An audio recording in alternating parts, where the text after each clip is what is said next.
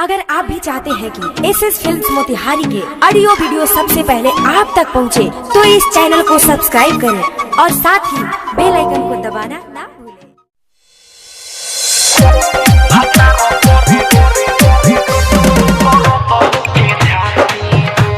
भतारो करे रहती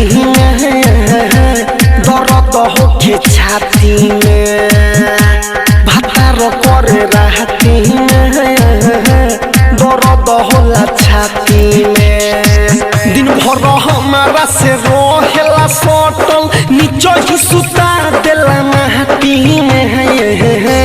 भतारो करे रहती दर्द होला छाती में, भतारो करे रहती दर्द होके छाती में। अरे माई रे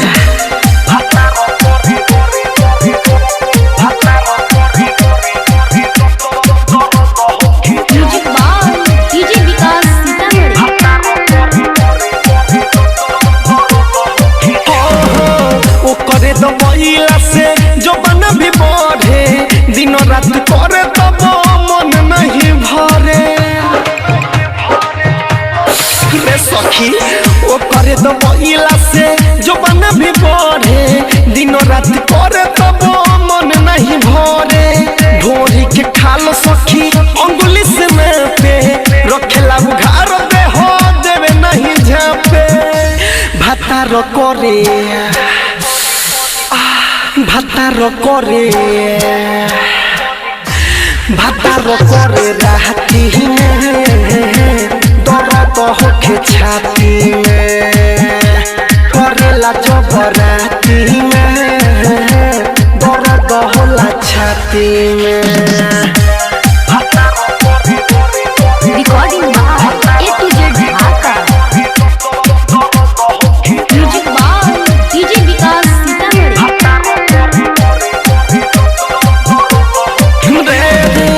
चितपट वाला सखी खेलब करे, कबो नीचे कबो हमरा ऊपर चढ़े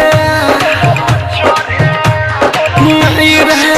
चितपट वाला खेलन करे, कबो नीचे कबो हमरा ऊपर चढ़े। किसनो सुधीर के मन नहीं भरे, रतन रतनेश अली करे खरे खरे। भतारो करे सखी भतारो करे भतारो करे रहती दर्द होला छाती में। भतारो करे रहती